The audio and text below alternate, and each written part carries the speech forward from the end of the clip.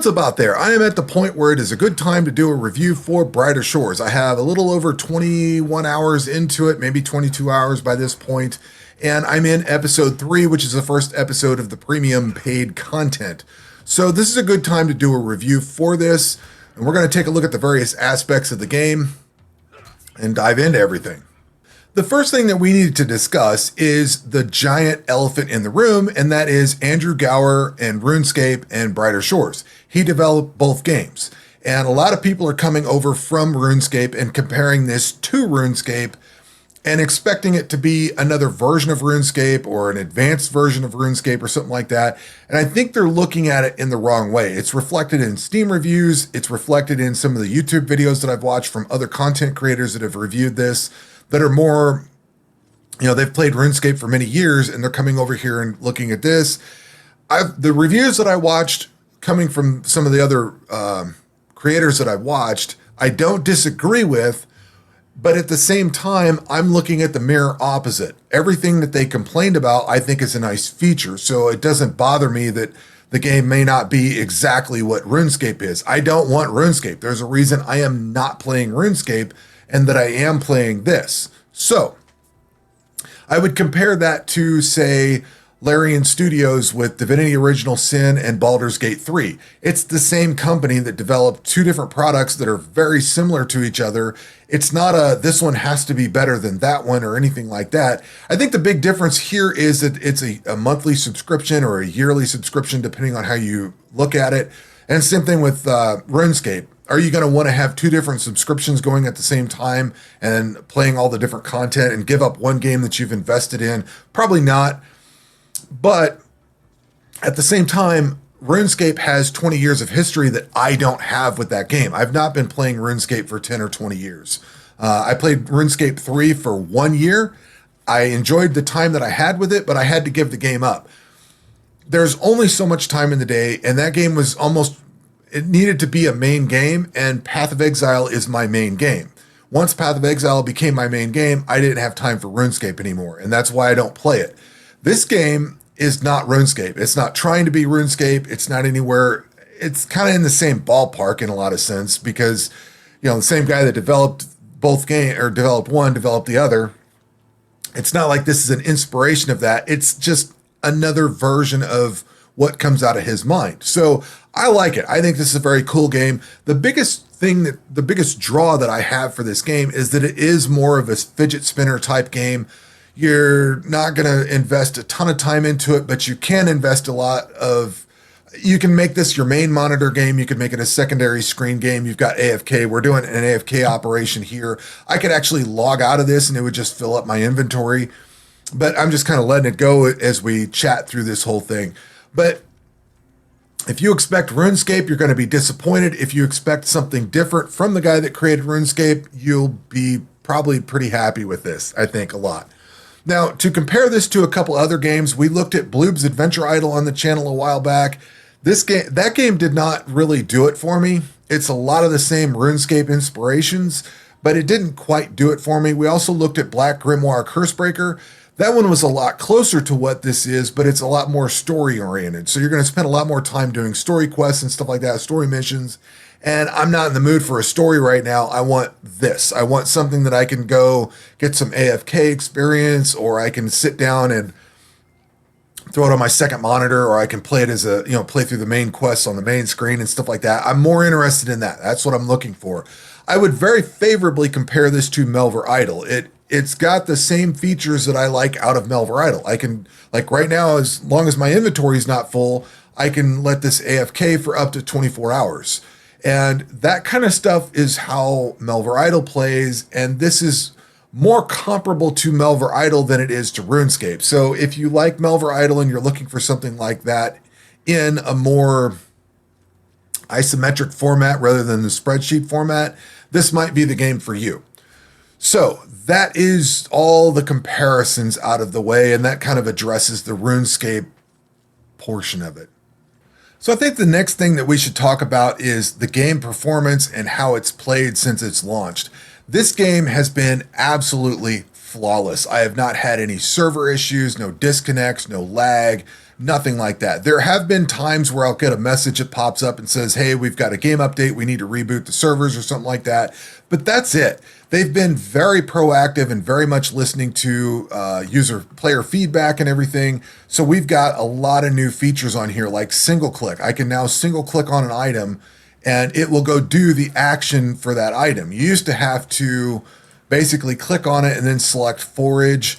So they've made a lot of quality of life features to go into this.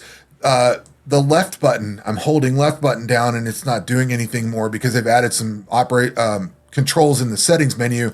I can now pan with the middle mouse button like most other games do. You can have, if I open up a menu, I can actually hit the escape key and exit out of that menu. They've added that. That was a big complaint that I had early on. You can now traverse on the minimap up to 2 areas away. I can't go to this third area, but I could stage myself to this doorway over here and get ready to go into that next area. That's been fairly cool. They had it was a limit of 1 area, so you could only go to the next adjacent area, but now they've got it 2 areas apart, so you can actually go fairly far away and set your movement to it, which is very cool. I think that's awesome. Then they've added a close button on the main menu. If you set this game into full screen and log out, there's no way to exit out of the game, or there wasn't. They've added a little quit button down here at the bottom, and what you used to have to do is if you were in full screen, you'd have to go out of full screen and then go up here and click that to exit out of the game. Now you can just go to the main menu and click the exit button if you want. So they've done a lot of different quality of life and some bug fixes and things like that. Like, they've been really on top of everything. So I'm very happy to say that it's been a very good experience. Now, for this portion of the review, I would like to talk about the various ways that you can actually play this game. Now, one of them, and it's common sense, but I wanted to talk about it because these are features that I like about this game. One of the ways that you can play this is actively playing the game. You're going to sit down, you're going to intentionally follow the main story quest. You're going to talk to NPCs. You're going to go around and explore the area. When you get to a new area, there's a lot of little, you don't have everything unlocked from the start. Like, you have to go and explore every one of these little rooms, if you want to call it that. So you have to go and visit all of these. You have to click on some of the items in the room. They start off with question marks, so you have to actually click on them to identify them. And then you can go around through the room. And continue on exploring and everything. But if you want to play this as a main monitor game, there is a story, the main story quest to follow. There's all these different side quests that you can do. You can actually play the game as a main game, like I would play Path of Exile. You can sit down, intentionally play it on the main monitor. You can also do what I'm doing now, which is basically just sitting here, chilling out, playing the game as a second screen game where you're more chill. It's less focused grind. I can just click on things and do whatever I want in the background. I don't have to put much brain power to this. And I very much like that this game has that, because there are times that I play Path of Exile, or maybe I go, play Path of Exile in the daytime, then I play Escape from Tarkov at night.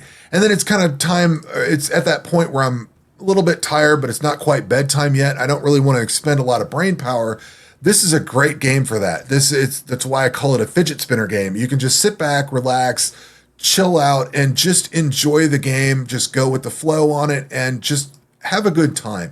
And that's the biggest thing that I like about this game, is that it offers that flexibility between main screen story questing type of stuff. I don't have to focus on the story. That's one of the big reasons I'm not playing that Black Grimoire Cursebreaker, is it's far too story focused, and I don't really care about that. I just want to sit back and enjoy myself, clicking on trees and stuff like that. There is I can think about other things like I'm doing right now while I'm playing this. What do we do with these things? We can sell those. So for me, that is the biggest draw to this game, is the variety of gameplay. And then there is AFK. If you get level 20 in a skill and scroll down to here, you'll see these blue dots.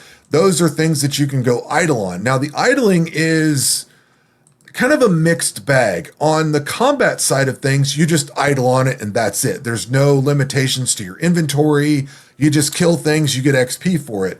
But like on, say, the the woodcutter, you actually fill up your inventory, which we looked at doing that earlier. I was working on these things here, these hickory branches, just lopping branches. You fill up your inventory. So I don't know if you get a full 24 hours of AFK with that because you're filling up your inventory, but you do get a full 24 hours with your combat skills. Now, there are other skills like fishing. I got level 20 fisherman, but the problem is with this, you actually have to have some stuff in your inventory to fill up, baskets that fill up with fish or whatever. So I'm not entirely sure how that works. What I mean by that is I'm not sure, do you get a full 24 hours of offline, or do you get until your inventory's full? How long does it take to fill your inventory? Stuff like that. I'm not entirely sure of that. Where's this fish stall? That's over here. So there is an AFK mode, and I like the fact that they have that, and it's kind of cool, but you do get limited depending on which skill you're trying to work on and do offline, if that makes sense. So I like the variety, but there is some nuance to it that I still don't fully appreciate or understand. Let's sell all this stuff here and move on to the next section.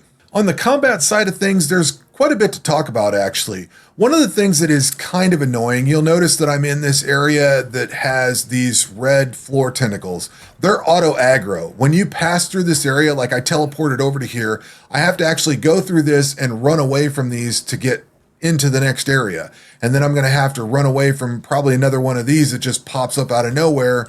And now it aggroed to me and now I got to back out. That's kind of annoying, especially when on this is where you teleport into the mine is on this side, but all the stuff that I need to do is over here on this side. So I can't get away from these things and I have to, I wanted to go this way. I went the wrong way.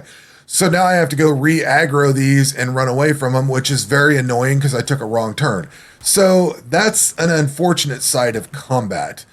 Now on the other side of combat, on the actual combat side itself, we're going to go over here and fight some stuff. We want to go to this area here. When you start a new area, you actually start with no gear. So I started off here with, I'm still using my episode 2 gear. My episode 2 gear is still good for episode 2. However, it is not necessarily good for episode 3. You can keep it equipped and still run with it. Where am I at? I need to go over to these things over here. You can keep it equipped because you will do a little bit more damage. You will take a little bit less damage because you've got some resistances to the different damage types. Like if I take some of this gear off, I expect my damage, if I unequip that, see, I lost a little bit of resistance there. However, it does say that this is episode 2 specific. So I'm going to get reduced benefits from this and do reduced damage with this. And if I attack this thing with a weapon from this area, I'm going to do a lot more damage, and I'm going to take, if I start getting gear from this area, I'll take less damage. So there is a nuance that you have to start over from scratch when you get to the next area. You don't lose anything from the previous episode. I've still got access to all this. I've still got access to all that gear. I'm still wearing episode 2 gear. However, I'm going to have to collect gear in this area in order to do more damage. This is Cryonite only, so I can't use this. I did not take the Cryonite, which I would point out you have to select between a magic style. I still don't understand what it's for, but in episode 2 over here, I think it's in the magic cave, I went with Hammer Mage. I have no idea what that does. This is Cryonite only. You can select specific, or you get weapons for that style. Don't know what it means. I have no concept of it yet. But unfortunately, I got a piece of gear that I can't use. So that, whatever that means, that might be kind of annoying to somebody. I'm just along for the ride at this point. But from the combat side, it's very simple. You do have to worry about different damage types. Like there's physical damage type. There's probably cryo, so it's probably cold, maybe poison or something like that, fire. I don't know what all the different damage types are. But you have to defend against that. But you also have to fight against these monsters. So these things do a particular damage type. I clicked the wrong thing there. So like this one attacks with freezing damage and it's vulnerable to necromancy damage or whatever, however you want to say it. That's how this is. As you fight these things, Why are we paused? Oh, there is some... Ah, that's the first lag that I've seen in this game. That's kind of crazy. We'll take all this stuff. So now I'm starting to get gear, so I'll be able to defend against these things a little bit more. So these are all red because it's not giving me any benefit. These are all green because I'm getting benefit from here. But this area also illustrates another kind of annoying issue. This is already engaged with another player, so I'm going to have to go to this next area. What they tried to do with you may be wondering why there's different rooms. The rooms are their own instance, so that room is already filling up with people that are attacking all the monsters. If I go to the next room over, I don't have to battle between all the different people that are in the area to fight for the monsters. So that's a complaint that I have. Another thing that I think is kind of odd is you don't have the traditional melee, ranged, and magic combat style. You basically just get, I got to tune that to this area, so that's kind of annoying too. You don't have the different combat styles to choose from. You're basically going to do all melee. There is ranged, but with this ranged weapon, you've got a limited amount of ammo and then you run out. So pretty much what you do is you go to the other side of the room, you engage a monster with the ranged option that gives you a limited amount of ammo at the start of the fight. And then you, let's see, we'll go over here. We'll try to engage this thing with ranged. So I'm going to huck some stuff over to it. It's immune, unfortunately, but I'm going to take a little bit of damage off of it. When I run out of ammo, I swap over to melee. So it's a little bit of an odd, I'm not quite sure how I feel about the combat portion yet. It's fairly simple, and although you do have to worry about the different damage types, in reality, I don't even care. I just go up and fight something, and as long as I'm not doing immunity, or as long as my damage is not immune, I just keep wailing on it until I'm done and walk away from it. I don't really pay a whole lot of attention to it. So combat is simple, and I don't know, it kind of is what it is. It's make of it what you will. I don't think it's a bad thing. I don't necessarily hate having to start over each area and grind out new combat skills, but it's a thing to worry about. There are boss fights. The 2 boss fights that I did, I liked. I thought they were very cool. They need more of that in this game. But they were boss fights in context with the campaign or the main story. So they were not boss fights just out of the blue. All of a sudden, here you are, go fight a boss. It wasn't like that. It was part of the main story quest. So they're done, one and done, and that's it. I'd like to see more of that. And the auto aggro stuff's kind of annoying. To get out of the fight, you have to press this button and get beat on. Your life regenerates. You don't regenerate like your life regenerates in combat, but as soon as you're out of combat, you're fully healed. So you don't have to worry about that. While you are in combat, you're going to have to worry about healing, and that's kind of an annoyance because if you do click the heal button, you're going to keep getting beat on while the healing potion kicks off. So it's probably in your interest to go back to episode 1 and craft up a bunch, go into alchemy and get a lot better potions. This only does 20%. I'm sure there's a lot better potions. I've just not taken the time to go work with them. I've been trying to push forward on the main story so that I could get into the paid episodes and see what the rest of it looks like. So I haven't focused as much on that, but it is a thing nonetheless. So that is pretty much what combat looks like. It's all kind of melee combat. There's no magic so far. There was a choice for Hammer Mage or whatever I am now versus the Cryo Knight. No idea what any of that means. Does that have anything to do with the combat portion of it? Don't know. But anyway, that is kind of where combat is. I don't hate it. I kind of enjoy it. Again, it's more of that fidget spinner. I can just click on things, watch it go by in the background, and it is what it is. So that is the combat experience for whatever that's worth. On the non-combat side of things, you've got gathering type skills where you're going to go click on something and collect an object off the ground or a tree or something like that. And then you have the crafting type skills where you're going to take ingredients and put them together and create something with them. So the gathering skills are fairly easy and straightforward. These are things like fisherman, forager, gatherer, woodcutter, probably miner, things like that. And then the ones where you actually have to put things together are going to be stuff like chef, alchemist, carpenter, bone wright, blacksmith, and stonemason. They're doing something different with this game in that you've got all these different professions, which are basically skills, but you've got all these different professions. There are some that are in different episodes. So you're not going to be able to do the forager skill in any of the other episodes, but you've got similar skills like gatherer, which is basically forager. A lot of these are the same. So your forager is very similar to fisherman. You're not going to sit and, like in RuneScape, you're going to sit and fish on a pool of fish for a while and it's going to keep yanking fish out of it. You have to actually click on each fish that you're going to catch. So it's a little different in that sense. But the creation skills are kind of the same. You come over to, like, we can do alchemy in this. You come over to this alchemist cookbook thing over here and you look up a skill or look up something like healing. So I would need brown kelp and creamy wall plant for 20% potions.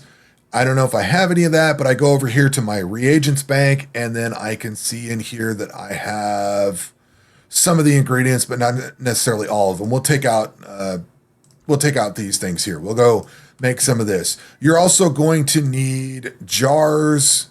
Can I mouse over these? And you can buy some of that stuff over here. A lot of this depends on the skill that you're in. Like, can we buy that stuff here? No, we can't. Oh, we can buy these containers up here.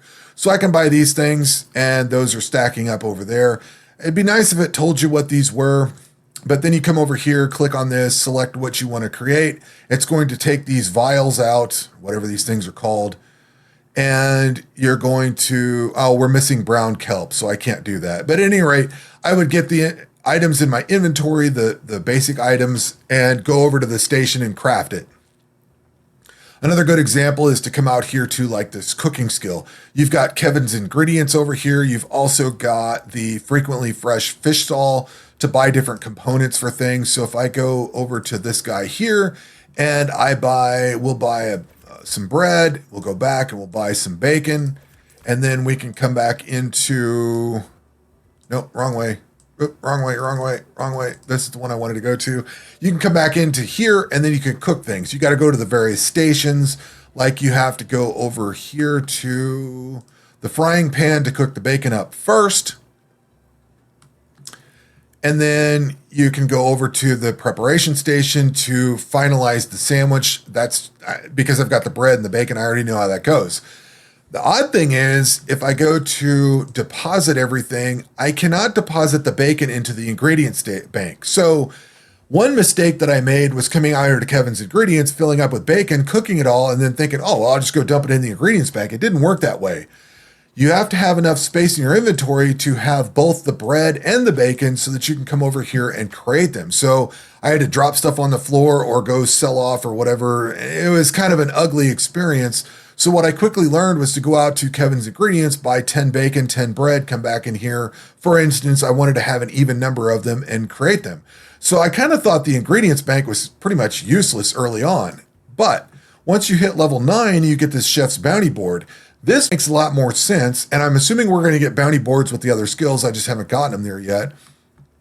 But what the bounty board allows you to do is to come out here to Kevin's ingredients, fill your backpack up, drop them off at the ingredients bank, come back to the next place, like the frequently fresh fish stall, fill your backpack up with that, drop them off the ingredients bank, and then you can come back in here and spend some quality time doing some chef work.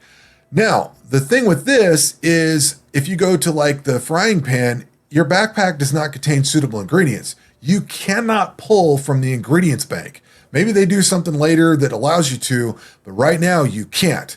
Another annoying thing is these recipe books, whether it's for alchemy or chefing or whatever you're looking at, this is only available in this room. So if I find myself at the other side of the map, say I'd pick up something on the bounty board, go drop it off over here and have to come back. And then I think, well, maybe I want to pick up some ingredients on the way back because I'm going to pass the frequently fresh fish stall. I have no way of referencing that. It doesn't show up in any, well, that's a bad example. It doesn't show up in any of these cards as to what the ingredients are. It doesn't say. So I have to come all the way back here and I'm going to pass my vendor before I get here. You see what I'm saying? That's kind of annoying. I don't know how the rest of this is. Like, I haven't really dug into carpenter yet.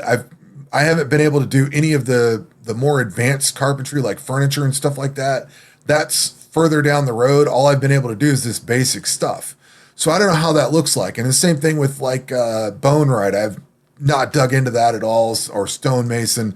So I don't know how that works with other skills, and I've not spent a whole lot of time with these because they're what I've been looking for is more of just click and have something happen type of thing. So I've not spent too much time with the actual crafting portion of it.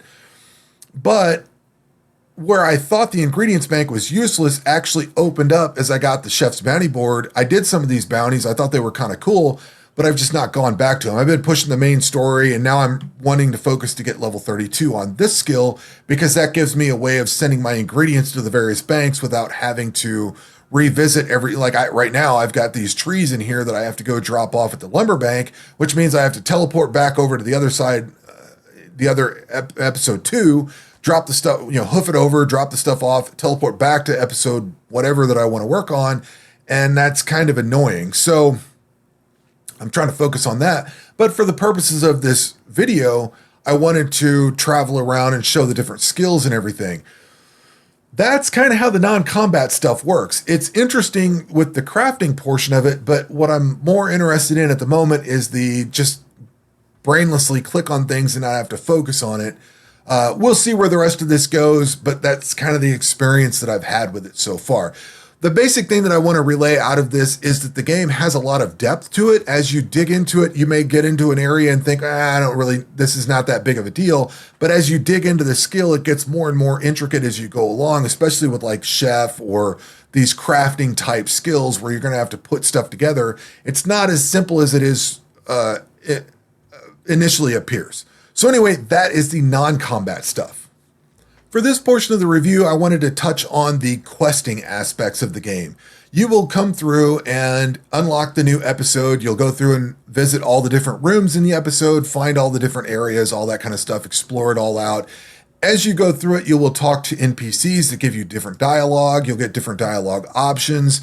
You can ask questions, and these may lead to other quests, or they may lead to a portion of the quest that you're working on. So there's the main story quest, then there's all these other little side quests, and they are color-coded for the episode that you're in.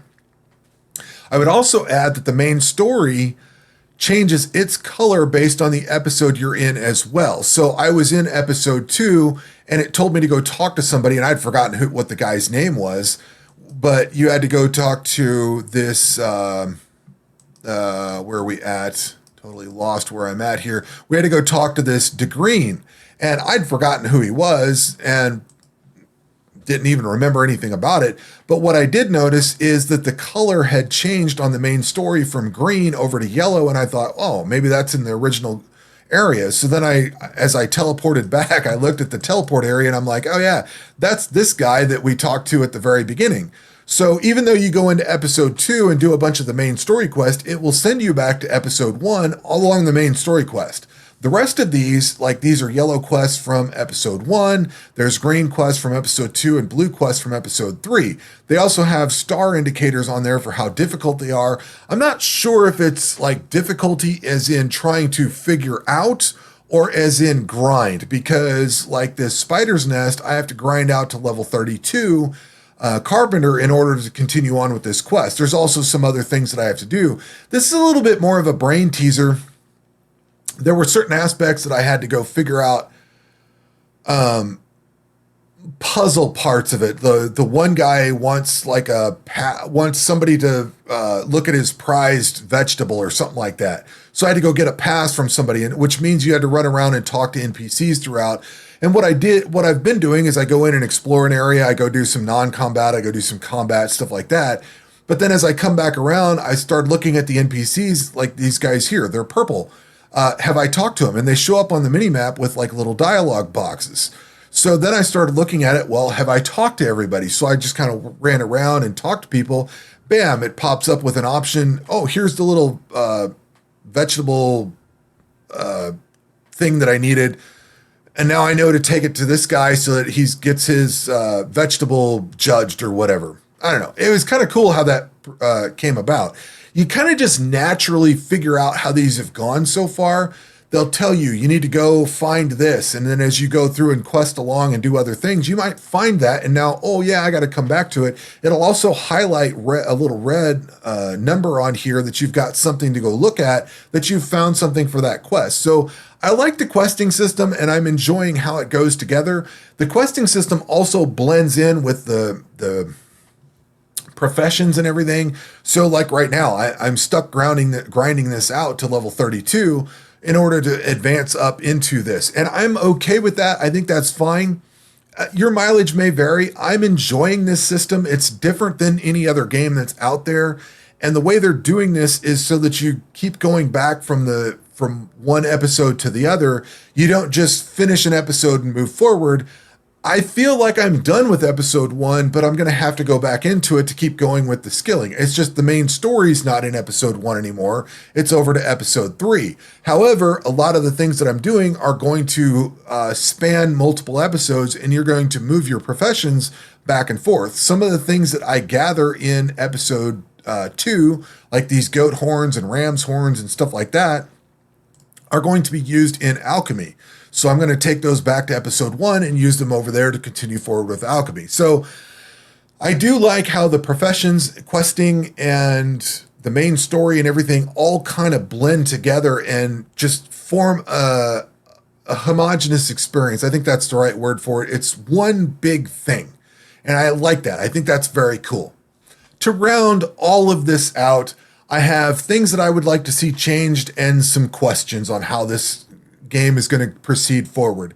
So the things that I would like to see changed, and one thing that I mentioned earlier is where the recipe box, like this little design book or this recipe book, I would love for these to be available in the skill itself. Like if I click on this and I click on this little tag here, I would love to see that this explains the recipes or gives me a button that opens up the recipe book, so that if I want to go buy ingredients before I go back to do the task, I don't have to go all the way back to the place, read the book, and then go out and start buying stuff.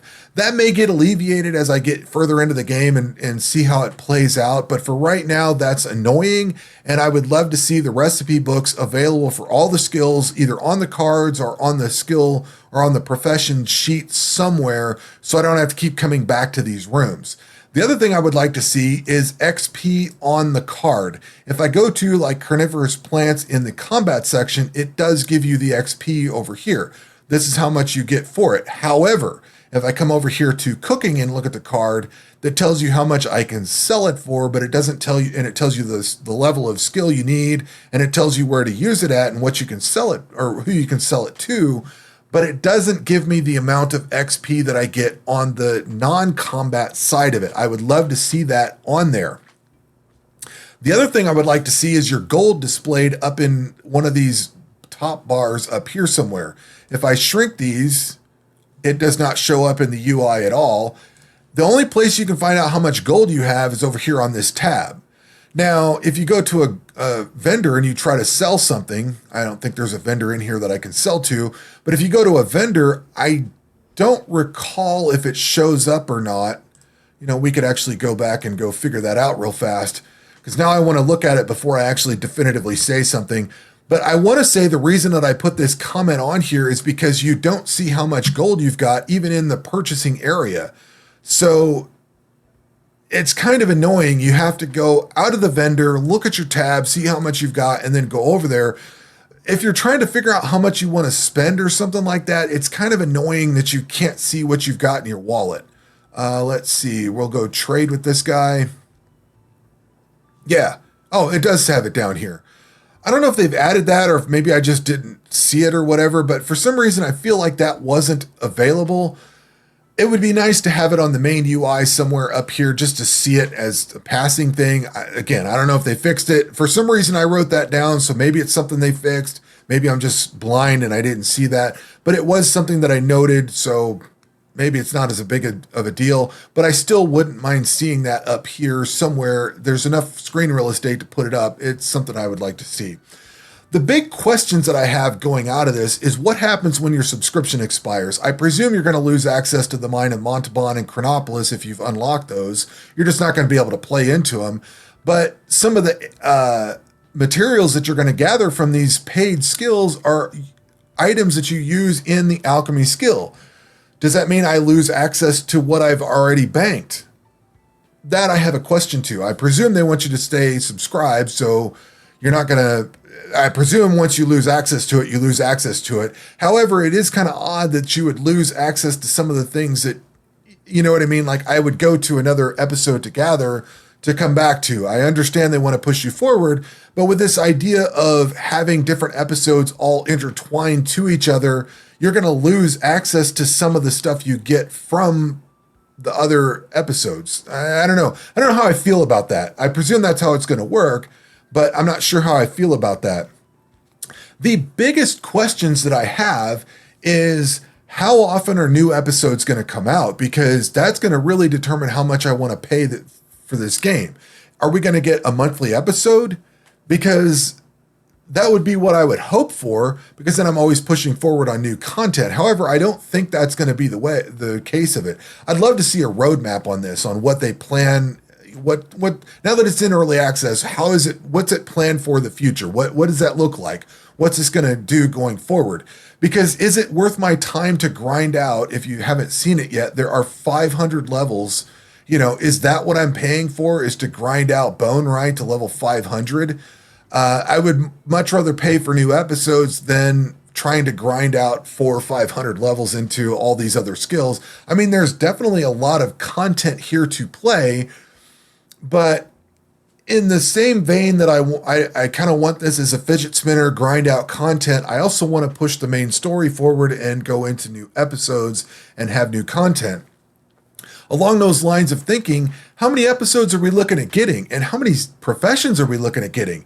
They're putting new professions in each episode. If we pull this out on the RuneScape timeline and go out 5, 10, 15 years, what does this game look like? And that's more where I'm interested in the roadmap. What is their vision, long-term vision for this?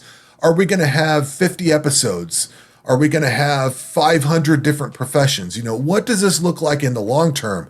Are they going to try to stack this more shallow on, are we going to have fewer episodes and professions and deeper professions? Like, are we expected to go to level 500 on all these? Are they going to add 1,000? You know, or where are they going to add the content on? There's got to be a limit of the number of professions that they can do. And there's got to be probably some upper cap of episodes and professions and things like that. I imagine we'll get an episode with one profession in it or no professions because it's just story content. Or are they all going to have 4 or 5 professions? I don't know. That's where my biggest questions are. What does my money buy on this game? I know what it gets me right now. The free-to-play part gets me Hope Port and Hope Forest to a degree. The paid content gets me Mine of Montalban and Chronopolis. But what does 1 year's worth of content look like? I could probably take what do we got? 19 days left in this. I could probably grind out enough content in the Mine of Montalban to get into Chronopolis. But where do we go from that? I'm assuming people have already gotten to Chronopolis and they're in episode 4. But where do we go after that? When are we going to get a content drop? What's all that look like going forward? But anyway, that is going to wrap up this review. Hopefully you found it helpful. Those are my thoughts. I enjoy this game a lot. To close all this out, I very much enjoy this. I am very pleased with what I get. It is very much a fidget spinner. It's something that I can play as a main screen game if I want, but I've frequently been playing it as just a side hustle. You know, I get tired of playing something else and I come over here and play on this. And it's a very casual game. And if you look at it in that light, I think it's a very excellent game. If you're looking at it like it's going to be the next RuneScape, I think you'll be disappointed in it. There's a lot to be said that you're going to probably play this or RuneScape. I don't think you're going to want to sub to both, if that makes sense. You probably do the free to play on this. It might be worth subbing to this every once in a while, go to the new shiny episode, see what it does, and then unsub from it. It's fairly easy to subscribe and unsubscribe. So hopefully that's been helpful, but that is going to round out this whole video. That's going to do it for this one. We will catch you on the next one. Take care.